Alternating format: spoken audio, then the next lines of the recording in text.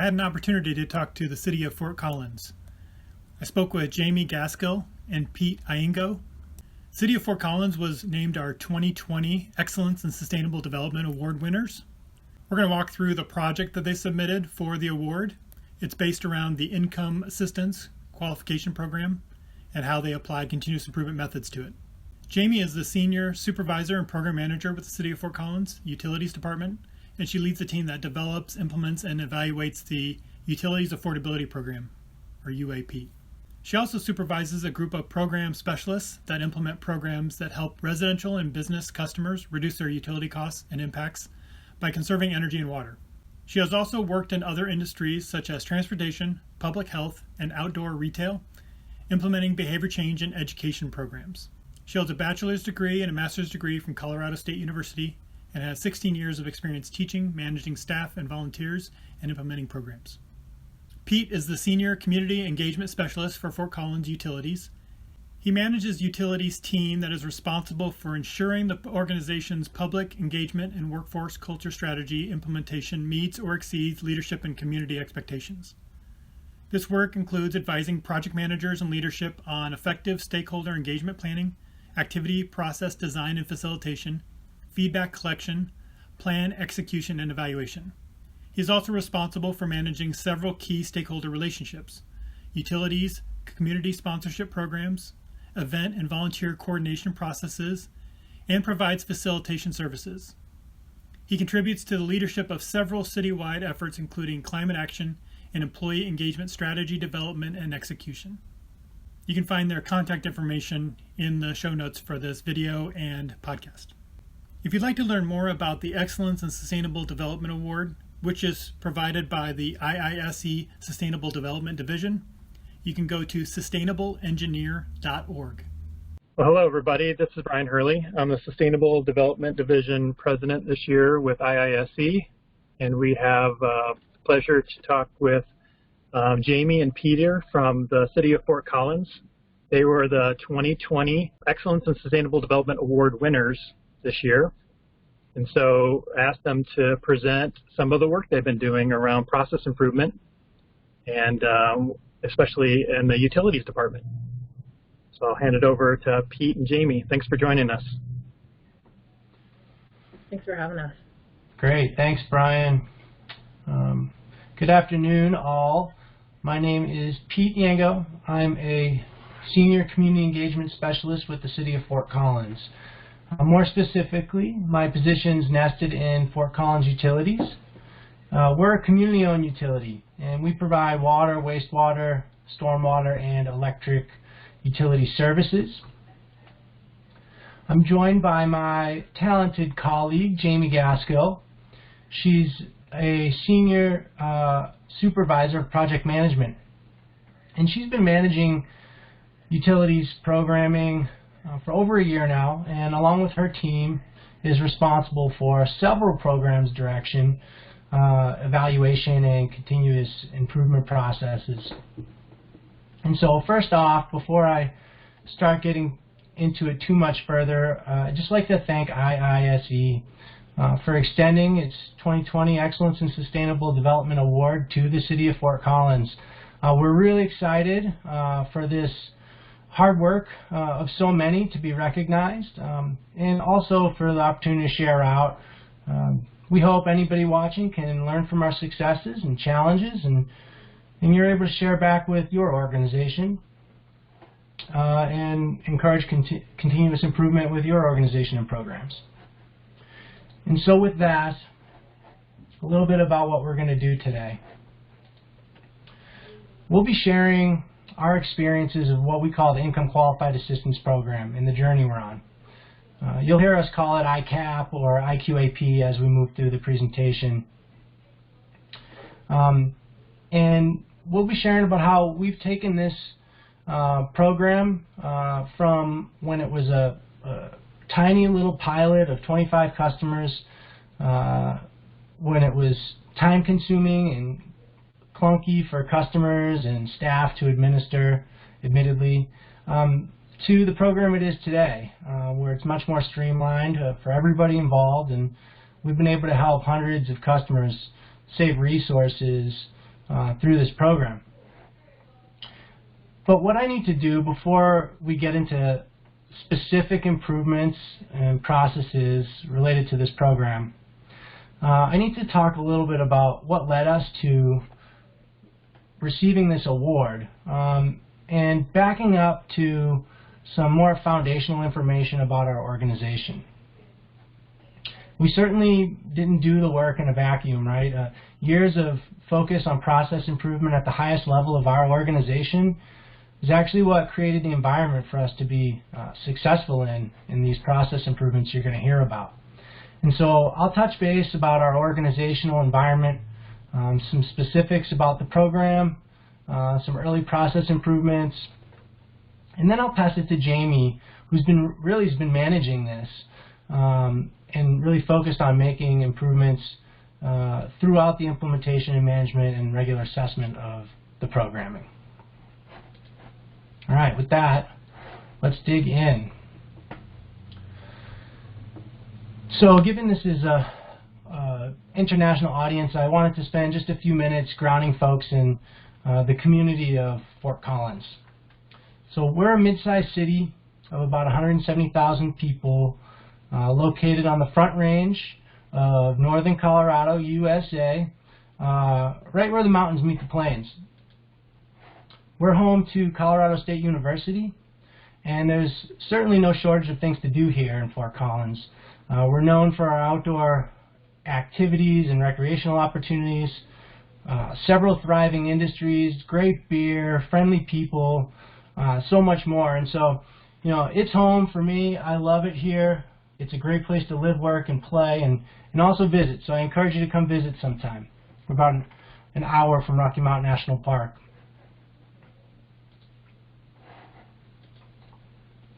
And so this is an exceptional community, and it has high expectations from its city government.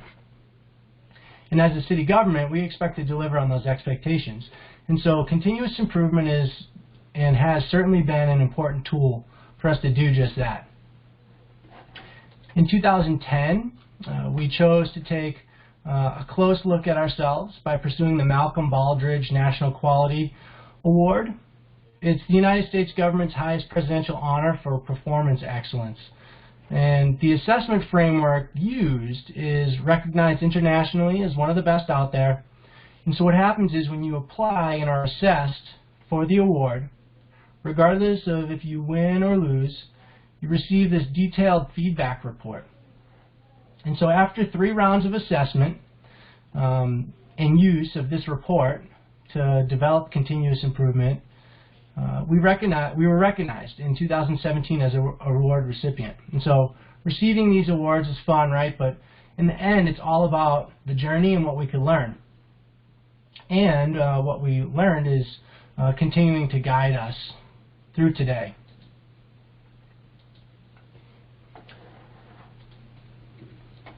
And so, for example, something that stemmed from the Baldrige feedback was the establishment of a structured process improvement department that we call FC Lean.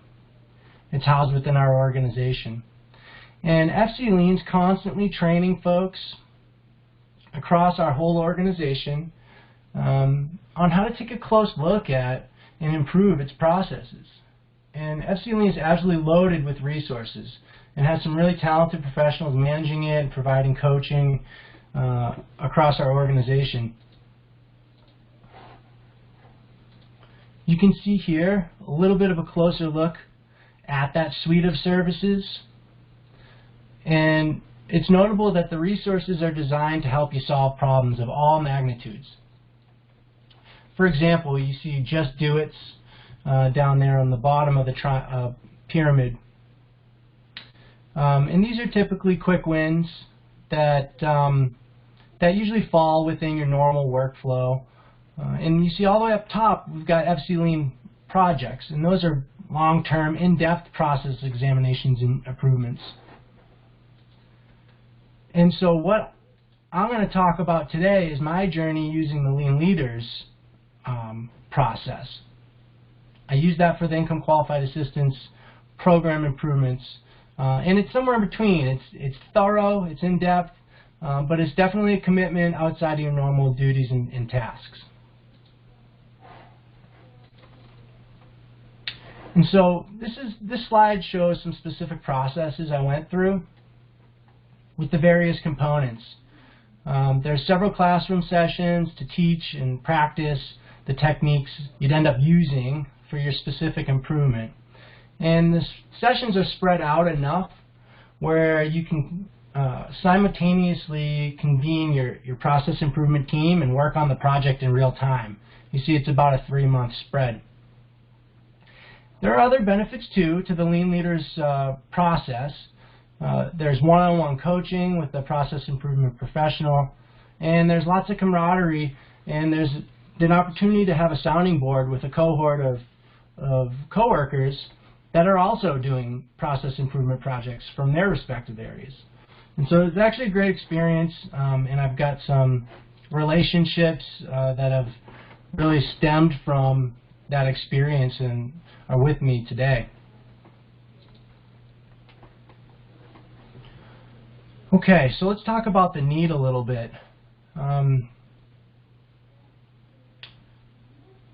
Let's see. City of Fort Collins has about 70,000 customers. About 8,000 of them are what we consider to be low income in our community. That is earning less than 165% federal poverty level. And really the number is even greater when you factor in all of the students that we have in town that we don't always factor into that below poverty level number. And so as a utility, we believe that we have a particular and specific role in supporting our customers that fits within our charter, in our mandate, in our organization. And really that role is to focus on and provide resources related to administration, funding, rates, and efficiency and conservation programming. And so our strategy within that scope, so to the right there, has been to facilitate opportunities for people with payment assistance and efficiency upgrades. Both of these things help people reduce costs, and efficiency work also helps us achieve our carbon reduction goals. So we definitely focus on both. And so we built out programming that puts that strategy into practice. And here it is. Here's our suite of programs. You can see we've focused on payment assistance and efficiency in different types of ways. There's 2 kinds of discounted rates that you see there in the light blue. And we also offer emergency one-time payment assistance in the dark blue. And because we have different types of customers with varying needs, we try to keep our overall offerings wide-ranging. We also have 2 types of efficiency opportunities, basic and deep retrofit opportunities. Okay, and there it is, IQAP. You know, today it's a discount rate that's truly the cornerstone of our whole strategy. But back in 2018, when this process improvement journey began, and I went through this Lean Leaders process I've been sharing with you, it was hardly a program at all. City Council had just codified it, and we had done a small-scale pilot, so we had a little bit of information and understanding to go by. But that was it. We have little experience on how to reach a broad demographic of people and to incorporate income qualifying components into programming. So we had a lot to learn there. Okay, so now you've heard about how we got to the point where we were ready to make improvements, right? This environment that was created in our organization. A little bit about the need in our community, and a little bit about our strategy to meet that need so far. And so now let's talk about when we ran IQAP through this Lean Leaders process. So the first thing that I needed to do to get things moving was to select and recruit a team of people to support this process improvement. And I don't think I could emphasize enough how critical this step really is. You want the team to be the right size, and you want it to be the right makeup. Fortunately, I already had a little bit of information to go by. I had the problem statement started, which was nice. But we definitely need to land on an improvement that was better for both the customer and better for staff administering the program.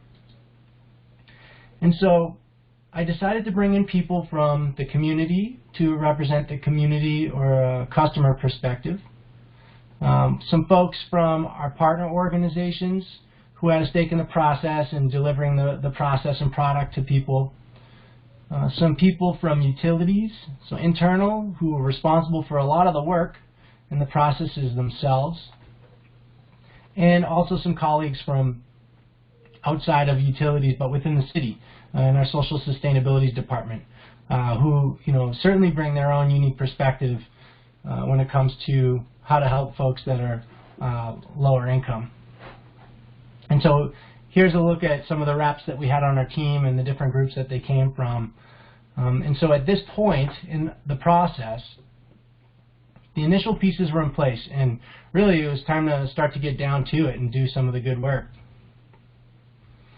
And this slide is a reference to the problem statement that we started it with before I engaged the team. Team helped vet this out further. Keep it in mind. We're going to get back to this in just a minute, and you can see how it was built upon. So next, it was time to engage this group in pretty specific process that I was learning through Lean Leaders. And so first thing first, we identified our scope, so we knew what to map out for current state. Then we actually mapped out the current state of the process together. Once it was mapped, we took a critical eye to it and completed what we call a value stream analysis. And that's where you see all the pink stickies and colored dots really coming into play. And this value stream analysis was quite revealing. It allowed us to identify all kinds of waste, and it really allowed us to hone in on where we thought the problem areas were and allowed us to come up with a more thorough problem statement, and also to develop measurable metrics for the improvement.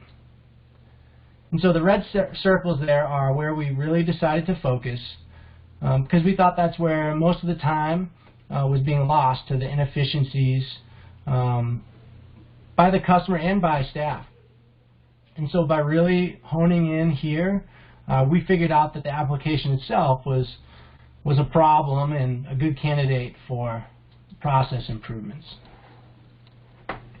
So here's the problem statement that we developed with the team, and you can see it's more specific now. This bolded section is what we added after doing the value stream analysis. But you see the premise doesn't change with the problem statement, so we were on the right track to start. Also through the analysis, we came up with our metrics. In the pilot, we only received applications back from about 10% of the potential applicant pool, and of those 10%, 40% were not complete, or they required some sort of rework, and our goal was to have at least 75% of applications come back, and for those to come back complete, while also reducing the overall rework of staff in the background below 10% or by 10%.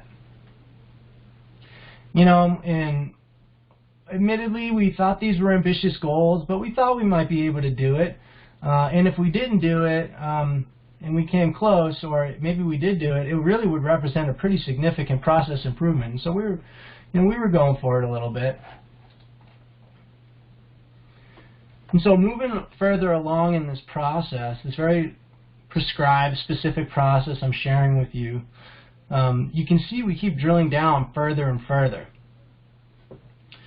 This specific part of the process we thought was, this very specific part of the process was to analyze the problem that we thought existed. we came up with the problem related to the value stream work we did, and we dove in to really dissect and come up with what root causes were to that problem. And so we thought deeply about what was getting in the way for customers in submitting a complete application, and we used the 5 whys process. And so for each and every cause that we came up with, we asked why. Why is that a cause? And we kept asking why until we got to what we thought was a root cause. And then we documented that into this fishbone diagram. You can see all the causes are represented in black, and the root causes we landed on were represented in blue. So we then used those root causes as the basis for some how might we statements. And you can see these how might we statements with the ideas that were generated on the right-hand side of the slide. It's worth noting that before we did this, as a group, we actually educated ourselves using the Behavioral Insights EAST framework. This is a human-centered design framework. EAST standing for easy, attractive, social, and timely. And it was based on this framework, and we used this question to guide us. How can we make the application process easy, attractive, social, and timely, right? Really simple, but really hyper-focused on the customer. I think it's also notable, at this point in the process, we left things wide open so that ideas can fly. Any idea was welcome, no matter how wild and crazy. Everybody agreed to defer judgment on ideas. And this was really to promote creativity and to come up with a really great range of ideas at this point in the process.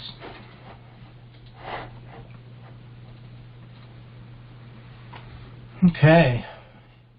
And so once we moved to the next step, which was to prioritize solutions, that's when we really started to scrutinize ideas for feasibility. And so left it wide open to generate solutions. Wild and crazy is good. Then we honed in a little further. We used an impact effort matrix to do this, putting ideas in the quadrant we felt most appropriate for each one. And what we noticed as we went through this process is that many of the ideas ended up on the left-hand side, either in the just do it, or lower left, or upper left in the easy wins. And there was a bunch that ended up on the upper right, which are more time-consuming projects. And so we had this nice spread of ideas and different efforts and impacts represented.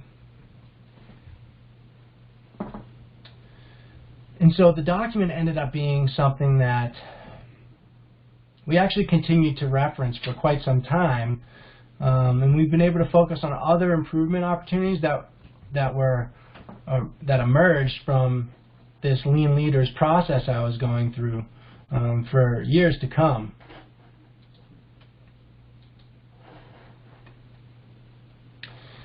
Okay, so we were at the point where, based on that impact effort matrix and what we were identifying in there, we were ready to actually take some action. We had lots of ideas how to improve the application, and it became clear that one of the best ways for us to get at the down and dirty how to make changes to the application was to do a form fest.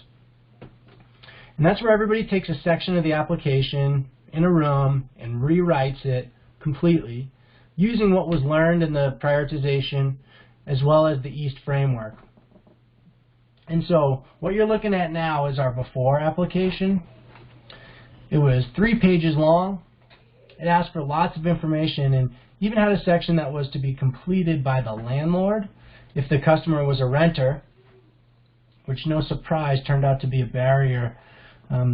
We realized some of the information as we went through this process really wasn't necessary for us to even ask for. We weren't using it, or it was a big barrier for people, and we decided to make changes based on that. And this is what we ended up with. We're looking at our after application, the one that we launched, and we were able to boil it down from 3 pages to 1/3 page, which is represented in the within the orange circle there. And because we had so much space now, so much space to work with, we're able to include the application in Spanish as part of the same document, and also provide a detachable education piece that had important dates and information on conservation that people could, put on their fridge or hang on to and reference as they needed to.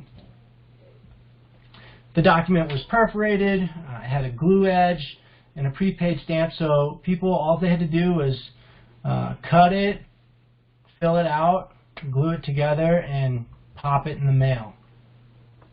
And, these applications really were like night and day. They were so different from one another. And the results showed it. We saw our application submittals jump from 10% to over 64%, and saw our rework on incomplete applications go from 40% to just 5%. And so we accomplished our goal, which was to make this thing more accessible to the customer, and also to reduce the back-end time needed to process these applications. It was a huge win for us, and we celebrated it. And with that, I just want to say thanks for allowing me to share. And if there's more specific information that you'd like, I know that I blew through this in a way, or questions on any of the slides, you're welcome to reach me. Contact information is going to be at the end of the presentation. And so with that, I'm going to pass along to my colleague, Jamie, who's going to share more about how things have gone with the program since then, since 2018, and the continuous implementation and improvements that she's putting in place. Jamie? Awesome. Thanks so much, Pete. So, Pete, if you want to go ahead and advance the slide. As Pete mentioned at the beginning, I have been in my role with utilities for about a year now. So I started in September of 2019. And I want to thank Pete and the team and also the organization in general for this commitment to continuous improvement, because it's allowed us to continue to evaluate our utilities affordability programs and make sure that they truly are customer focused and helping us meet our goals. So I'm going to talk about a number of the things that we've done since Pete and the team improved the application process for customers. And I'll talk about how the IQAP program and those improvements fit into the overall picture, and just some other things that have happened in the last year that have impacted our offerings. So when I came on to the utilities team about a year ago, I established a utilities affordability advisory team, kind of similar to the team that Pete had established early in the process of looking at improving the IQAP or developing the IQAP to begin with. And this is really a cross-departmental and cross-city team to really try to make sure that we have the right people at the table to continuously look at what is it that we're doing with these offerings and how are we making sure that they meet customer expectations. And then I'm going to talk a little bit about how we do pre- and post-program surveys with IQAP specifically, a billing analysis that we conducted just a few months ago, and some in-depth surveys that we have in development right now. And then I also want to note one other thing that happened kind of simultaneous to me coming on board. The city in general, as you could see, is committed to continuous improvement. And one of the things that the city decided to look at in 2019 was how our low-income programs across the city, how well they were reaching the intended audience and serving the low-income portion of our community. And the results from that in-depth analysis have influenced our utilities affordability programs and will continue to influence them into the future. And I'm going to talk about how that has impacted our policies and things moving forward here in the coming slides. So as Pete talked about, they made the application process for IQAP easier. And in addition to that, we also implemented continuous enrollment. So there is a concentrated application period for participants of IQAP, and they can apply any time of the year. So long as they're a participant in LEAP, which is the Low Income Energy Assistance Program that's run by the state of Colorado, so long as they're a participant in LEAP, then they can qualify for our reduced rate program. So with continuous enrollment and making that application process as simple as possible, we exceeded our enrollment forecast for 2019 and reached almost 70% of eligible customers. They ended up on our reduced rate. So what that materialized into is an average of about 700 customers a month who were on that program, and they saved about $196 a year. That means about 23% savings on their bills for the year, which is definitely significant.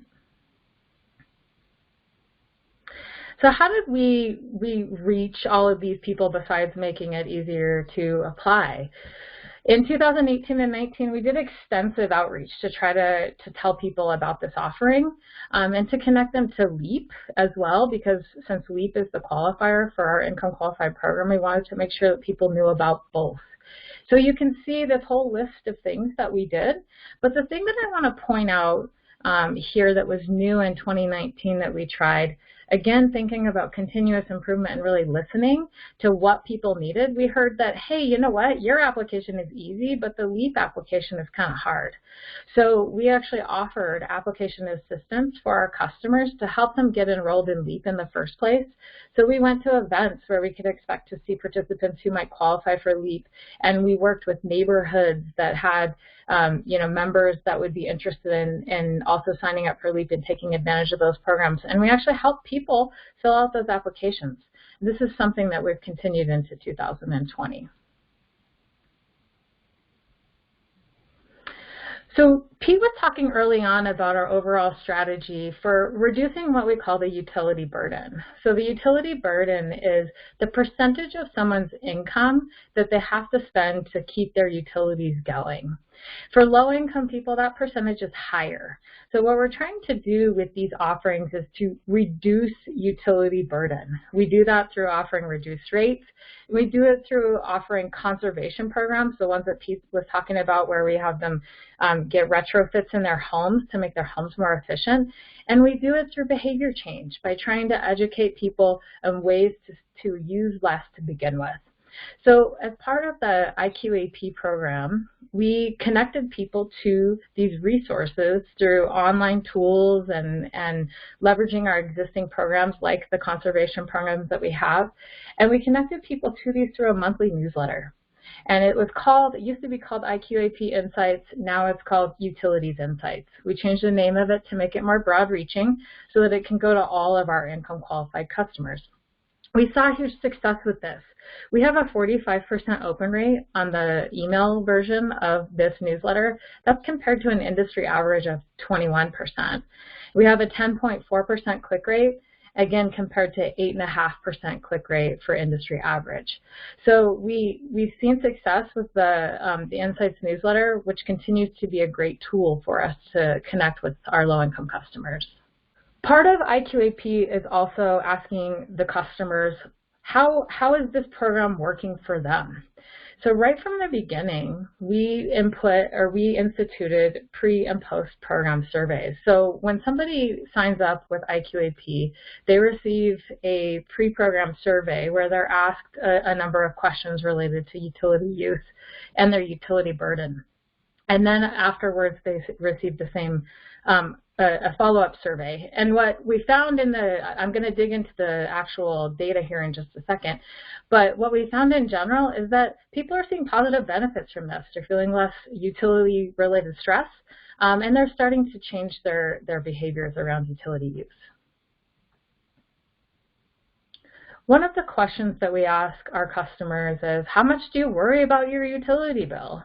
And you can see in the first year of the program that there was a significant increase in the number of people who were saying, or a decrease, in the number of people reporting that they worry about their bill every month or more often than not. So 12.5% fewer respondents said, hey, I don't worry about it, or I don't worry about it as much. A 9% increase in those saying, I don't worry about it at all. So it was what we're seeing is that people aren't having to think about it quite as much by being on our reduced rate. Another question that we ask people is, how much effort do you put into saving energy and water?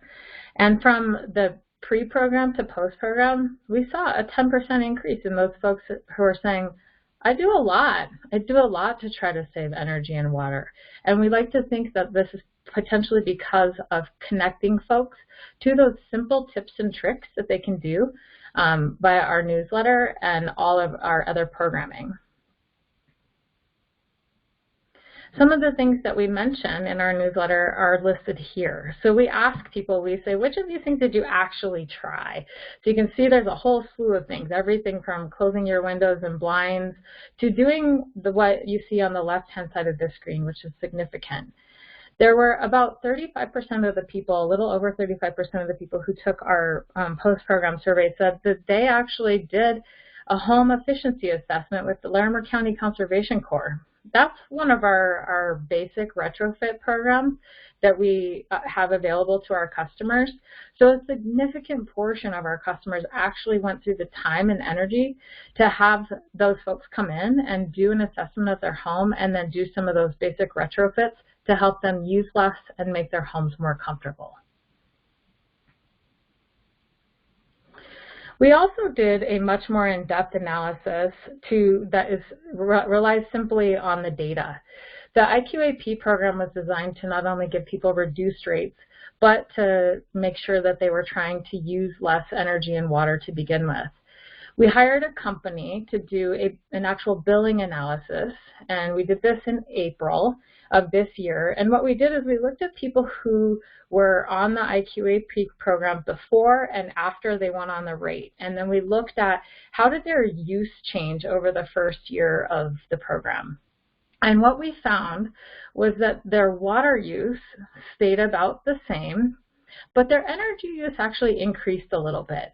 So you can see from this chart here that it's about a 5% increase on average for people who are on IQAP. Now, the data don't always tell us exactly what we want to hear, but in this case, we're starting to ask ourselves the question of why. Why is it that people who are on this reduced rate actually ended up using a little bit more energy than before? So we're in the process of working with the same consulting group to formulate an in-depth survey that'll help us really get at those answers. We want to know what it is that with this reduced rate that has encouraged people to use more. Of course, if something costs less, you're likely to use more of it. But are there other reasons? Is it that maybe now their homes are actually more comfortable than before and they were living in uncomfortable conditions before? Or what other reasons are there? We don't know yet. So we're in the process of forming an in-depth survey that we're actually going to pay people to take. And we're going to try to use what we learn from that in-depth survey to help form the future of the program design. And at the end of the day, what we want is it to be a human, human-focused design. So we're going to make sure that what we learn in the survey can help inform the future. So I want to zoom out just a little bit and talk about how this IQAP program and all of this continuous improvement fits into the big picture. So in 2019, as Pete mentioned before, we were reaching about 2,000 of the 8,000 potential households who could be part of our Utilities Affordability Programs. So this gap has really been our focus moving forward into 2020. Using our continuous improvement kind of thinking, we set a goal to increase our reach by about 25%. And we use a three-pronged approach to reach that goal. And I want to put a big asterisk on all of this and note that all of this was formed before COVID. And I will be talking a little bit about how COVID has impacted this in just a couple of slides. But there are three things that we decided to do. One was we created a roadshow presentation that we would take to agencies who are most likely to work with community members who are low income. The second approach was to do more of that direct customer engagement, so we could figure out what it is that we need to do to make sure that our programs are meeting customers' needs. And then the third thing was looking at policy changes. And I want to spend just a second talking about this because it definitely relates to continuous improvement. Pete and the team did an amazing job of making the application for IQAP just as easy as it could ever be. However, it's still an application, and it's still a barrier for people to get involved and engaged with our IQAP program. So before COVID hit, we were actually on the City Council agenda ready to propose an auto-enroll option for all people who are enrolled in LEAP and a Fort Collins Utilities customer. So we were going to propose that. COVID hit. We had to pull it off the agenda, but it is something we're still considering. Proposing to council in 2021. So those UAP roadshows that I mentioned, we set a goal before COVID, long before COVID, to reach about 20 agencies. And the idea behind reaching out to the agencies that work directly with the low-income population is that we could establish a partnership where we could learn what is it that we need to do to make sure that we're meeting the needs of the customers in the community. And also we can educate the folks who are working most with the low-income population on how to connect them with our current offerings. This has been a really key step in creating a longer-term partnership approach to our continuous improvement so that we constantly have a pulse on the community and how well we're doing at reaching their needs. And this has also allowed us to provide some key resources to the agencies that can then connect the folks to our customers, to our programs. I couldn't do this presentation without mentioning how COVID has impacted our utilities affordability programs. I think it's important to note that because of the work that has been done to create programs that could be agile and respond to the needs of the community, we've been able to respond pretty well to our low-income community that is in need more than ever before because of COVID. So here's a few things that did happen and kind of how we've responded. When COVID hit, we did have to suspend our in-home conservation programs, so those ones where we're going in and doing the retrofits, because we couldn't send contractors into the homes. We're now looking at ways that we can continue doing some of those in-home things. We are still doing emergency in-home stuff. So for example, if somebody's furnace goes out, that could be fixed, but the rest of them we've had to put on hold and are figuring out how to get back going again. We also suspended shutoffs. The utility suspended shutoffs since March, which will likely continue at least through the first of the year. And this is, again, to help make sure that our community members have the essential services they need at a time that they need them more than ever. And then this also allowed us an opportunity to do something that we hadn't done quite the same way before. We assembled a committee of staff across the city and trying to look at how do we make sure that our most vulnerable community members had access to the information they needed to weather the COVID storm. We used data to help us decide who and how to reach out. And what we ended up doing was whittling it down to 13 neighborhoods in our community that we hand-delivered flyers with critical information related to COVID and help for COVID to 1,300 households. And we hand-delivered those flyers in printed form because we didn't want anybody who didn't have internet or phone or something like that to not have access to that information. And we plan to replicate that effort into the future. We also did a few things like extend our payment plans so that anyone who's late on paying bills could have some extra time to pay those bills. And then LEAP, our state level program, extended their enrollment period and gave additional benefits to folks. And that's resulted in a 7.5% increase in enrollment over last year, which we think is going to translate into increased enrollments into IQAP this year. We are currently in our IQAP application enrollment push right now, and we're expecting to see more participants than ever before.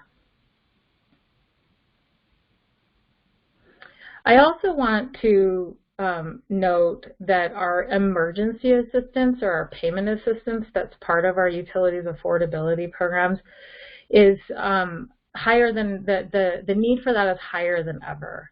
And this is really important because it is influencing how we're moving forward with utilities affordability programs into the future. We've seen a 300% increase in the amount of dollars that are going out the door helping people with payment assistance, and 162% increase in the number of households that are receiving that assistance. You can see on this this payment assistance distributed chart that it's just gone up over this year, and in August alone, the $68,000 that went out the door is more than half of the most we've ever given out in a single year. So if that just gives you kind of a scale for the need in our community, and it's definitely influencing how we move forward with UAP in the future. So when we're looking forward, we're thinking about not only about COVID and the increased need in our community, but we're also thinking about the fact that Fort Collins is an awesome place to live. Like Pete talked about before, we have thousands of people moving here every single year. Affordable housing is harder than ever for folks, and the current economic situation is really tough on people. And so we're considering all of those factors in our plan to move forward. And how are we responding to that? We are continuing our ongoing evaluation of our utilities affordability program offerings. We're fostering those partnerships that I talked about. We have long-term partnerships with different agencies, and we have new partnerships with agencies that we have developed through those roadshows that we've been offering. And then any program changes that we do really have that human-centered design focus to them. So we're keeping the customer and the end user of those programs at the heart of anything that we're doing. And then I mentioned that we did that citywide evaluation of our low-income offerings, and I'm excited to tell you that from that came a recommendation to hire a person to help coordinate our programs across the city, and we have a current offer on the table for City Council to consider to actually fund that position. And fingers crossed that that ends up going through, but either way, it's really helped us to have a more citywide focus on how we're serving our low-income population. And then last, and probably the most important, is the focus on equity. Everything that we do in our utilities affordability programs, and largely at the city, has equity at the heart of it. We're really looking at, is everything that we're doing with our program offerings, making sure that people have an equal opportunity to truly live their best lives.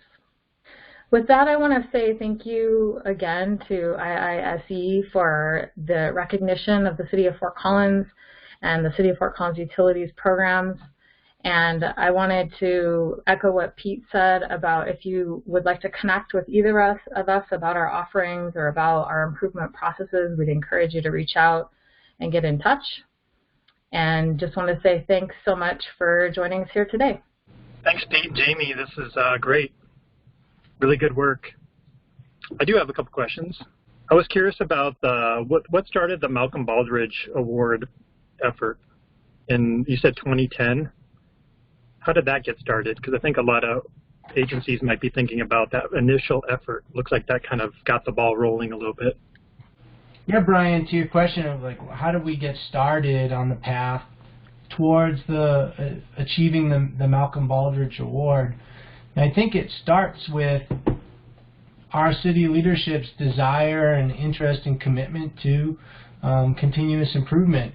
You know, I think it was in 2005 when we established our current mission, vision, values, and you know, the word innovation actually lives in our mission and vision statements, and so not our vision, our mission statement. So that type of creative thinking and continuous improvement are at the heart of who we are at the City of Fort Collins, and how we think we can be responsive to our community and provide the best services possible to our community.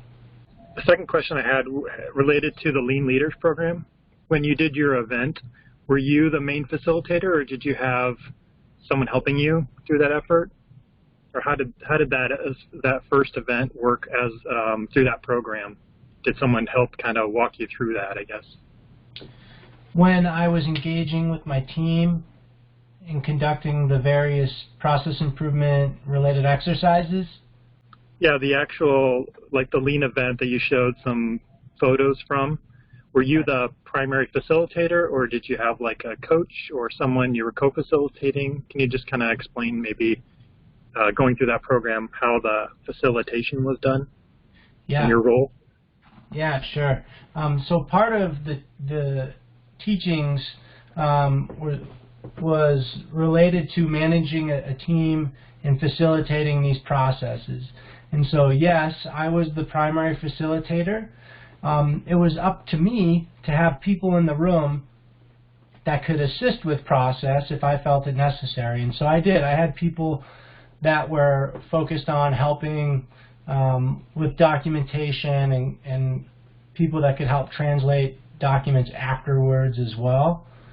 Yeah, it's all part of the Lean Leaders process and kind of ritual, if you will, that you go through in order to be successful. But what wasn't clear with my presentation, probably based on your question, is that was a series of meetings. We probably met for a total of 10 or 12 hours with the team. That first one that you saw some pictures from with the white butcher block paper, that was a couple hours, and then I processed data. We came back and we moved through, and we focused on the various pieces all the way through till we came up with those solutions and conducted the Form Fest and got our application over to our marketing department to format and finalize. And so it was definitely not just one meeting. For me, it was probably a 20 to 25 hour commitment, and for the team it was probably a 12-hour in-person meeting commitment. Yeah, that does help. That makes more sense. That it's not like a one big 3 or 5 day event all at once. I had a question too about are you connected with any of the other activities going on at the state or city levels with Lean efforts, like Denver's Peak Academy, or I think there's some State of Colorado activity happening, or there's a Colorado Lean Network that I went through some of the presentations recently that they had. Are you connected in with any of those efforts, or partnered with them, or share back and forth with any of those efforts? Denver Peak Academy was an influence on us as we developed FC Lean. I actually went through the Denver Peak Academy Greenbelt training, which was an 8-hour training. And since then, I've been doing we've had a FC Lean program internally, so I've been doing our own trainings. But that was right around when we hired 2 people to develop it internally. And so those 2 process improvement professionals certainly are part of state, national, I'm not sure, international communities of practice to make sure that they're providing the best services possible to the City of Fort Collins organization. Okay, great. The only thing I had for Jamie, I made a comment, but I like that you talked about some of the negative data, or the kind of the opposite effect that you're hoping for, where maybe the energy is going up now, and talking about how looking at investigating that, trying to figure out why that's happening. So I think that's really a mature approach and mindset that, organizations that are really getting to this level of maturity in their improvement are okay with bringing up, hey, this isn't what we were hoping for, and what's going on, and let's not panic. We'll just study and find out what's happening. So thanks for sharing that. Yeah, absolutely. It's definitely not what we were hoping to hear or learn, but I think it's important to note, and also important to just, you know, make us ask the questions why, and then really looking at, is this the right avenue for what we were trying to achieve in, you know, in our conservation efforts. And at the end of the day, hopefully whatever answers we find out from asking the program participants will help inform the future direction of all of our programming. Yeah, and I think that kind of tying it back to sustainability piece, if it actually creates better comfort for people, I mean, isn't that good for people? And lose a little energy here, but we gain comfort and security. You know, I think those are, the big picture is really important to look at. So, and those are tough to look at on individual metrics. You kind of have to balance all the metrics together, which is tricky, but. Yeah, and I think that you're right. It's about comfort, and it might also even be about health. And if we're looking at, you know, the really big picture, you know, being able to use utilities in a way that helps promote your best health is probably even most important and better for everyone. And so we need to consider the health impacts as well. And so we're trying to, by digging a little deeper, figure out, you know, what is the whole story, and then we can hopefully put that together in a way that really helps us to figure out our funding streams and, you know, all of the things that we need to do to make sure that we're giving people the essential services that they need to be healthy and truly live their best lives, as well as, you know, meeting our conservation goals at the same time. Yeah, the cost of an emergency room visit, or, you know, having a medical condition because of, you know, this, but maybe the extra $5 or $10 a month may combat that or prevent that. That's the right thing, and that's the type of investment you want to make then. Exactly. Well, great. Thank you so much. Very informative. Great work. Keep it up. And again, congratulations on the award, and we'll get this published and shared around, and hopefully people will be free to reach out and follow up and ask additional questions. All right. Thank you so much. Thanks, Brian. Really appreciate it. Okay. Take care. Bye. Have a good day. Bye. Bye.